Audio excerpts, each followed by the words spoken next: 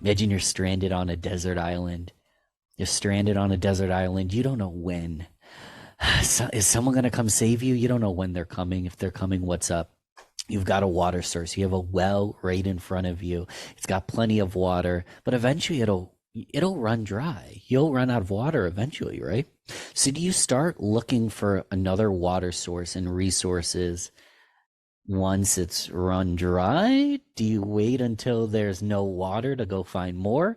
Or do you a little bit each day look for opportunities, look for other resources, look for other water sources, a new well, a new opportunity, so you have the confidence that you have the longevity to ride it out and be successful?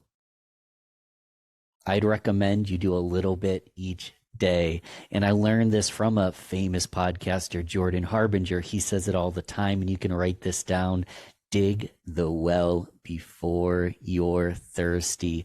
Dig the well before you're thirsty. And today we're going to talk about how to turn podcasts as a host with a conversation show. This is for someone with a conversation-based show. How to turn podcasts into a social proof goldmine. You can boost your brand and lead influx, even if you're starting from zero. And that's really what it's all about. It's starting to dig the well before you're thirsty. It's starting to build social proof and opportunity well before you need to make an ask, well before you have an offer, well before you need help. So my name is Ben.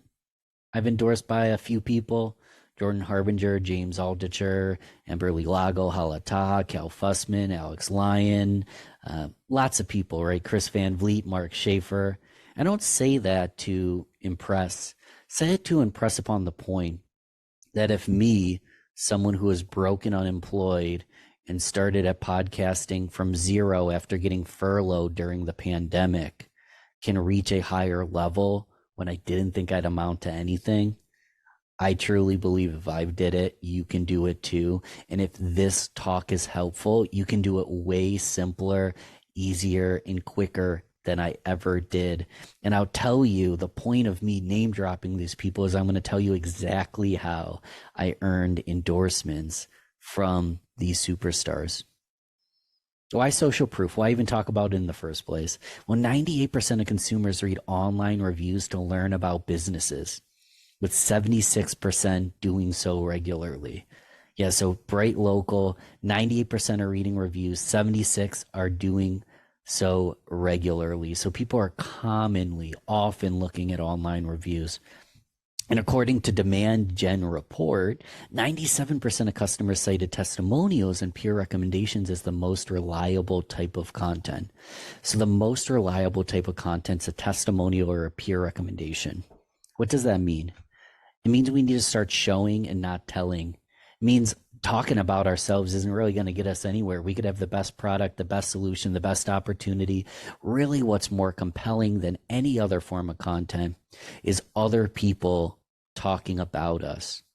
So how do we build social proof? How do we get people to share positive insights about us?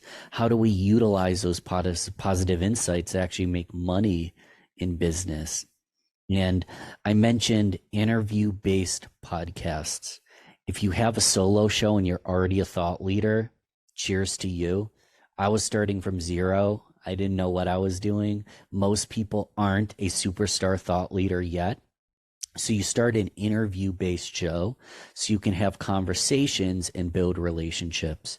You want to create, you want to collaborate, and you want to connect while you network. The purpose of your networking can simply be content and relationships. And it can be a journal. Your podcast doesn't have to be perfect. It can be asking the questions that you're curious about and just journaling through audio as you go. No one can tell you if you're right or wrong. No one can tell you what's good or best because it's a journal. It's a diary. So you have an interview-based podcast show. You treat it as a journal. You have the mindset that I want to build relationships. Who are you going to build relationships with? I like to take the plus minus equal framework that I've kind of rewritten, but James Altucher taught this to me. He says plus, minus, and equal. And simply put, a plus is a mentor, someone you want to learn from. A minus is a mentee or in a business context, let's think business, right? They're a lead, they're a prospect, they're someone you can help in just a content creation process. So your minus is your audience. So your plus is a mentor, your minus is someone you can help, and an equal is a peer. They might not listen to the show, you might not have services for them, but they know people who do. And you guys can add value as peers and teach each other and collaborate and both amplify each other's shows, each other's missions, each other's ideas just by collaborating. So who is your plus, your minuses, and your equals? And you just create a conversation-based show around those three kinds of people. And you remember this: relationships do equal recommendations. Relationships equal referrals. They introductions, and really just a happier life. And guess what happens when you bring someone on your podcast? You're a host, you invite the guest on, you have a quality intake form, you've put some time and effort. And let me step back a little bit. I know a lot of people can teach you this. I can't go over every single detail in this short little talk. But if you don't have a good process, if you don't have passion for what you do, if you don't have a vision, know your audience, who you're trying to help, a lot of this stuff won't work because your podcast might not be good enough yet. And we can get better at that.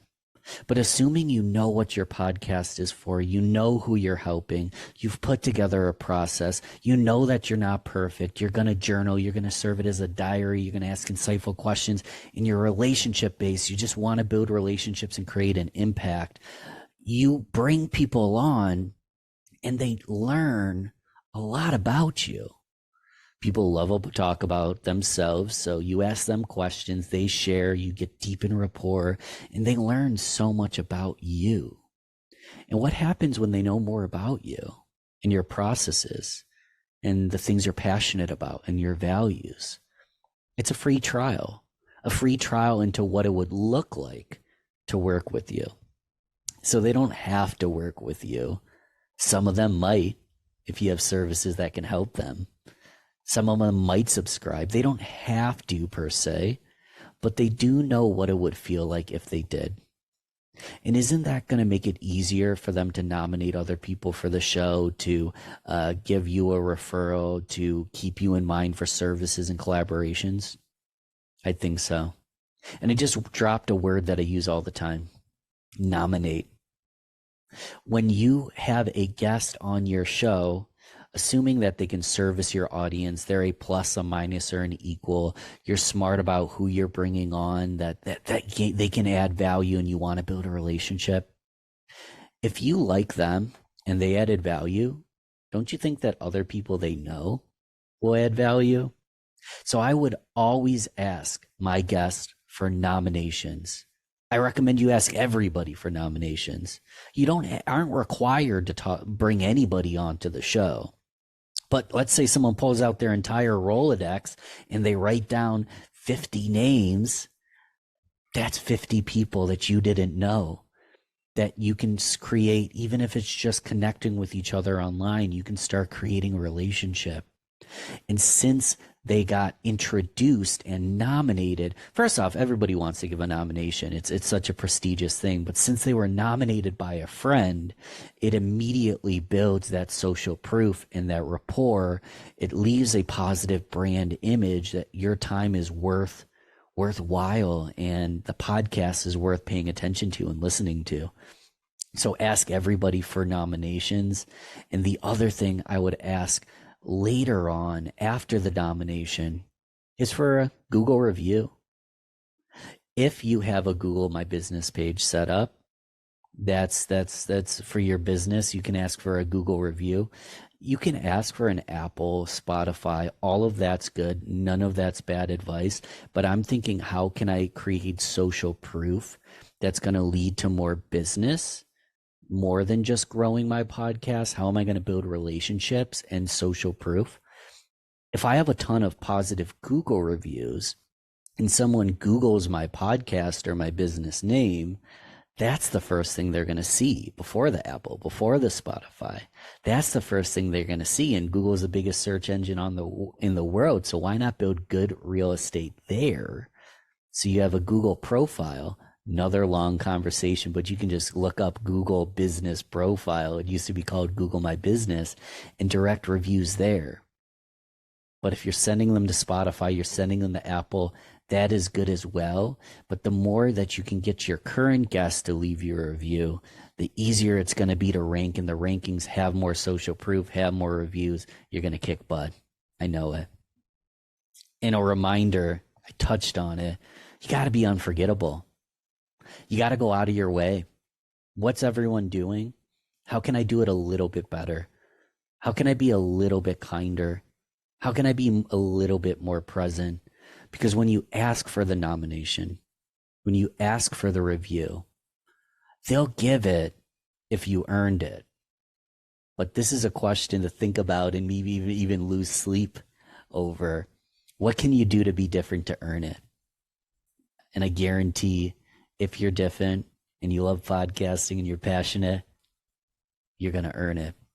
So the bonus I told you about, how to get these big name people to endorse you, because I don't know about you. I was sending people to my Google, I was sending people to my Apple, and I wasn't actually getting a very high conversion rate. Sometimes people ask for a review before you're guested on a podcast. You have to leave a review before you've even been a guest. I was always uncomfortable with that as a guest. So as a host, I wanted to earn the review, but people get busy and I wasn't getting them. And I discovered this strategy, and it's so simple, and it took zero extra time, and it's done. The reason I brought on big guests is my ability to get the social proof, to leverage and get bigger and bigger guests long-term doing exactly this. So a fun analogy, because you know I love analogies. First date, things are going well. When do you go in for the first kiss? Do you wait until the night runs late? It starts to get awkward. They're a little tipsy. You're a little tipsy. Maybe you aren't even going to see each other again. You just got in a quick fight. There's probably not compatibility. Who knows? It's just not going well. She starts to cry. You start to tear up. You get the point. You go in the kiss then? A lot of people would wait till the last second and still go in for that kiss. It does not go over well. Or would you go in for the kiss during an emotional high point? During a point when you're in deep rapport. You guys are feeling each other's energy. You're loving the date. You're loving the time. Maybe you're looking at each other. You're in deep rapport. That's when you go in for the kiss, right? Hope this is a no-brainer. But that's when you do go in for the kiss. But a lot of people go in and make the ask in the first way. They forgot about you. They forgot about the interview. Maybe it wasn't that good, or at least they can't recall whether it was good or not. You catch them at a bad time. They're busy. Their inbox is spammed. They never get it. Why not ask? Make any ask. This is more than just podcasting. This is anything in life. Why not do it at an emotional high? And when is there a bigger emotional high? It's at the end of a podcast. You just had a long form conversation. You're deep in rapport. You've learned about each other. You're talking about new opportunities. And it's convenient. They're there. And that is the best time, the most emotional high, the highest probability of you getting that review. Now, the bigger name guests, the more difficult it is them to get to say yes to anything because they're so darn busy. Even getting someone to pull out their phone, and maybe they don't leave Apple reviews all the time, leaving an Apple review, maybe that feels complicated. Well, you're already recording a podcast, video, audio. I encourage people to do video, but both do work. You're recording a podcast. Just don't click stop. And at the end say, Mike, what a fantastic conversation. I think the audience is gaining so much value from what you taught us here today. You can say no. I'm curious if you'd be open to possibly leaving a video review so I can better promote this episode with that review and promote the podcast to have a better collective impact and reach more people. The short version is, will you leave would you be open to leaving a video review so we can reach more people with that testimony? You'd be amazed at the success rate on a simple question like that. A lot of times people are like, where do I go? And you just say, hey, listen, we're recording right now. We could just do it right now, just 15, 30 seconds. You get a video review. Does it plump up your Google? No. Does it plump up your Apple, your Spotify? No. Does it plump up any of that stuff? No. But a lot of these top name guests, a lot of these biddies, they weren't even going to do that anyways. And now you have an opportunity to gain a video testimonial, which is the best way to social proof. It's a name, it's a face, it's a movement, it's live. You can get a video testimonial, which it's up to you. If you've heard about podcasting a little bit, content repurposing. You can transcribe the testimonial. You can use the video. You can cut out parts if it doesn't all serve. If it's a little long, obviously you want to edit it, transcribe it, turn it into graphics. You can add it to a speaker page. You can add it to your podcast page. Previous guests include. It's up to you. But the biggest mistake you can make is to spend an hour with someone, build a relationship, and be afraid to make that one small ask. And if you make that one small ask, you make that tiny little step towards a different way of looking at social proof, I'll be amazed. Maybe the first one for some reason doesn't land. The success rate on asking a question like that's unreal. You'll get confident. A lot of people have a great time on your show and they're willing to share it. You just don't ask them, or you ask them at the wrong time. Take an extra couple minutes to ask for a video testimonial and see your podcast soar. Thank you.